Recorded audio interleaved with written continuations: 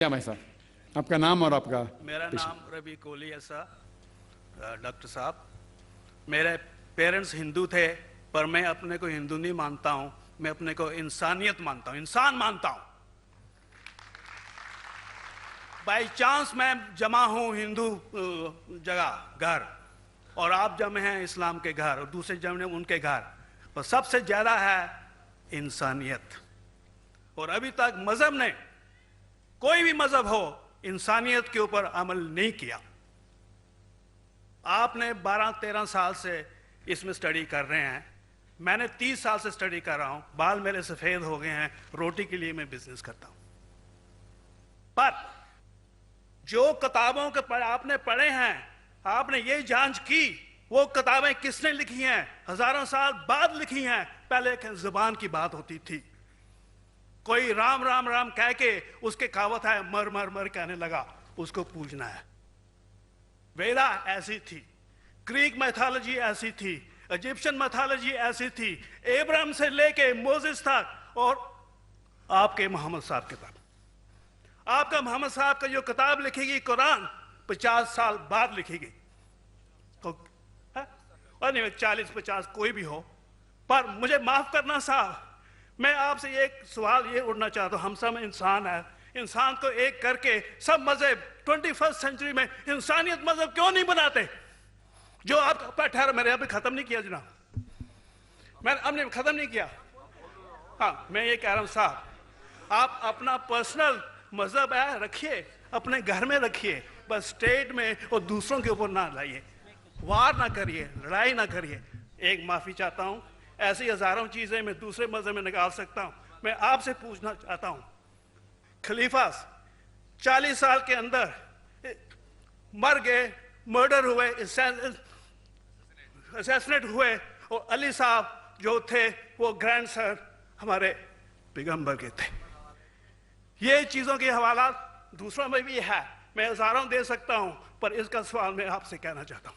भाई साहब ने अच्छा सवाल पूछा, लंबा था, तकरीर थी छोटी। भाई साहब ने कहा कि वो हिंदू धर्म में पैदा हुए लेकिन हिंदू नहीं है, इंसान है। क्यों ना हम एक मजहब इंसानियत बनाते हैं? उनका जो कहना है वो इंसान है।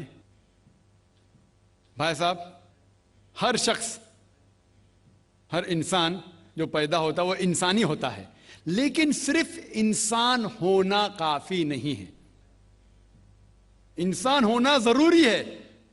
हर मुसलमान पहले इंसान होना जरूरी है उसे।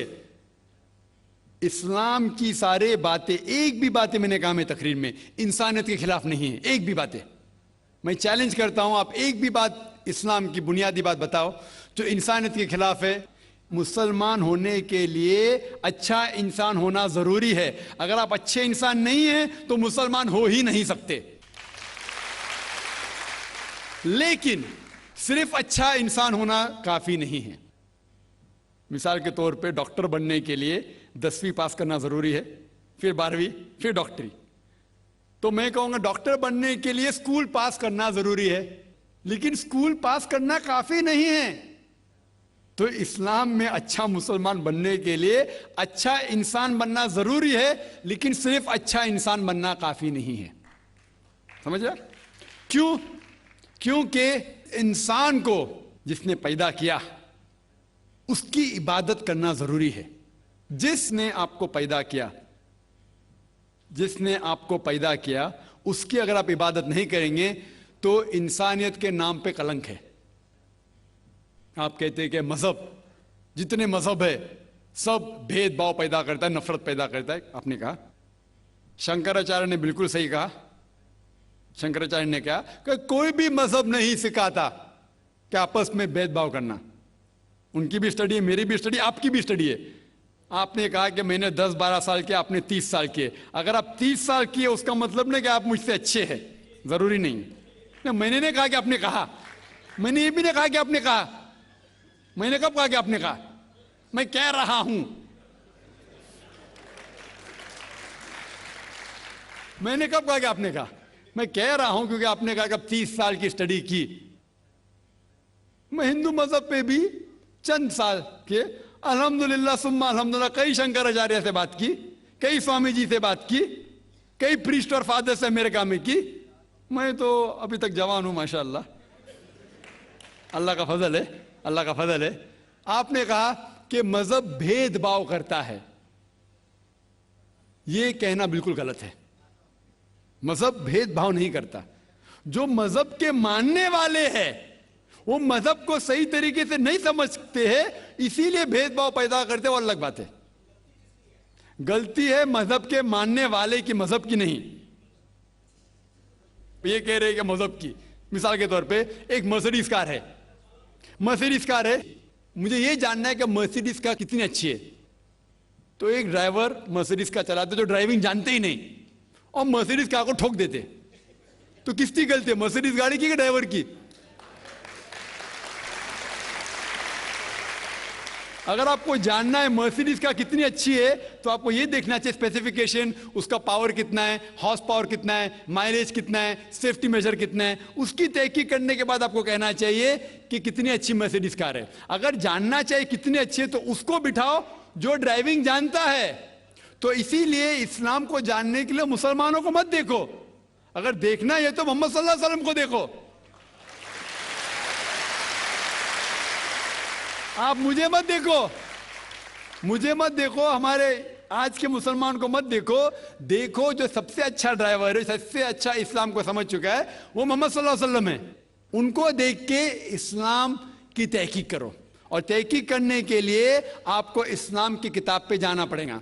और आपने जो कहा आखिर के अंदर कि सारी मजहब किताब बाद में लिखी गई, पहला कहना था, आप काफी हद तक के सही है, आप काफी हद तक के सही है कि आप बिल्कुल सही फरमाते, लेकिन यह कहना कि सारी मजहब की किताब, उसमें गलती है। अक्सर मजहब कितने किताब है, वेद हो, उपनिषद हो, बाइबल हो, ओल्ड टेस्टामेंट हो, न्यू टेस्टामेंट हो, आपने कहा मूसा अलैहिस्सलाम से लेके वहां से था, लेकिन आखिरी में जो आपने गलती की, मोहम्मद सल्लल्लाहु अलैहि वसल्लम, वहां गलती की। आखिर में आके आप अटक गए, आखिर में आके आप फंस गए। आपने शायद इस्लाम का मुताला सही तरीके से नहीं किया होगा, आपने शायद अरुण शुरू की किताब पढ़ी होगी। अगर आप कोई मजहब का मुताला करना चाहते हैं तो जो मजहब को समझ चुका है उसकी किताब पढ़ो। आप अगर अरुण शुरू की किताब पढ़ेंगे और इस्लाम के मुताला करा कहेंगे, ये किधर का सही फैसला है? मैं कहता हूं अरुण शुरू जैसे लोग की पढ़ी होंगी, क्योंकि जब भी कुरान नाजिल हुआ, जब भी कुरान की आयत नाजिल होती थी, मोहम्मद सल्लल्लाहु अलैहि वसल्लम अनपढ़ थे। जब भी कोई आयत नाजिल होती थी वो उसे याद करते थे और अपने साथियों सहाबा से उसकी तिलावत करते थे, और सहाबा फौरन उसे लिख लेते थे। तो मोहम्मद सल्लल्लाहु अलैहि वसल्लम की मौजूदगी में हर आयत लिखी जाती थी और वो उसे चेक कर, मिसाल के तौर पे इक़रा बिस्मि रब्बिकल लज़ी खलक़ आयत नाजिल हुई, उन्होंने याद किया, सहाबा से कहा, सहाबा ने लिखा इक़रा बिस्मि रब्बिकल लज़ी खलक़, पढ़ के सुनाओ, पढ़ा, हाँ सही। अगर गलती होती तुम्हारी टोक देते थे। तो मोहम्मद सल्लल्लाहु अलैहि वसल्लम की मौजूदगी में जब भी अल्लाह सुब्हाना व तआला आयत नाजिल करते थे वो याद करते थे और लिखवाते थे और चेक भी करते थे। सारा कुरान मजीद मोहम्मद सल्लल्लाहु अलैहि वसल्लम की मौजूदगी में लिखा गया। आप जो कह रहे वो हजरत उस्मान का जिक्र कर रहे, वही तो अफसोस की बात है, आपने सही मुताला किया ही नहीं। हजरत उस्मान ने कई साल बाद, 40-50 साल बाद, जो आप कह रहे 40-50 यहां से आपको आया, उनने क्या कहा कि इस कुरान मजीद का जो नुस्खा है उसको और नुस्खे बनाए जाए और बाकी लोग में फैला दिया जाए, क्योंकि लोग को इख्तिलाफ था रवानगी के अंदर।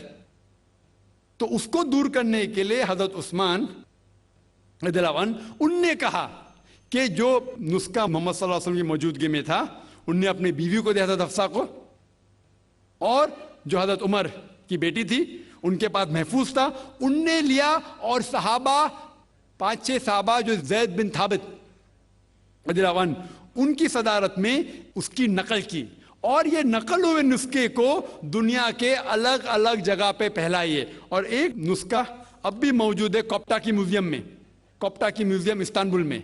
तो आप जो जिक्र कर रहे हैं वो उतारे हुए कुरान शरीफ का जिक्र कर रहे, जो हकीकत में कुरान शरीफ है वो मोहम्मद सल्लल्लाहु अलैहि वसल्लम की मौजूदगी में लिखा गया था। उनने खुद उसको चेक की क्या सही था, और जब भी आयत नाजिल होती थी अपनी सही जगह पे उसे लिखवा लेते थे मोहम्मद सल्लल्लाहु अलैहि वसल्लम। तो ये कहना बाकी मजहब की किताब में अक्सर अब सही है। मिसाल के तौर के ऊपर बाइबल 70 ईयर्स बाद लिखा गया है, वेद वो सैकड़ों साल बाद लिखा गया है। कितनी पुरानी वेद है, कभी वेद आया दुनिया में ये किसी को पता ही नहीं।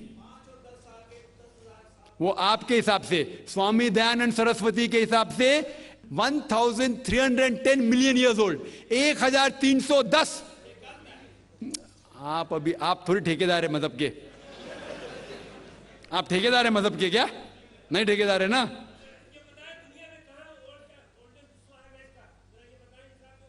हाँ इसलिए ओ भाई साहब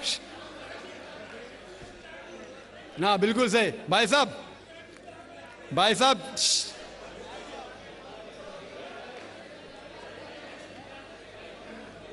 साहब इसीलिए इख्तिलाफ जो है ये कम इल्मी के वजह से।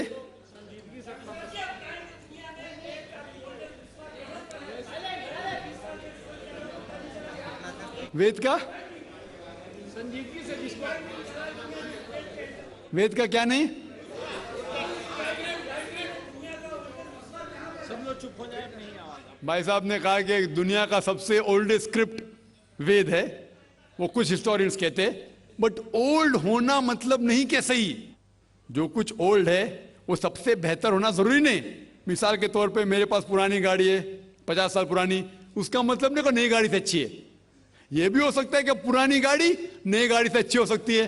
मेरे पास मर्सिडीज कार है 5 साल पुरानी, जो नई मारुति से अच्छी होंगी। तो ये कहना कि कोई किताब या कोई मजहब पुराना इसलिए बेहतर है, बिल्कुल गलत है। जो आदमी को अक्ल है वो कभी भी ऐसा नहीं कहेगा कि पुरानी चीज बेहतर, नई चीज बेहतर। वो चीज बेहतर है जो हक के ऊपर है, जो चीज हक के ऊपर है वो चीज बेहतर है। तो भाई साहब आपकी जो तहकीक है मजहबी किताबों पे जरा कमजोर और गलत है। आपको फिर से और 30 साल लगाने पड़ेगा इंशाअल्लाह। जी हाँ भाई साहब पूछिए।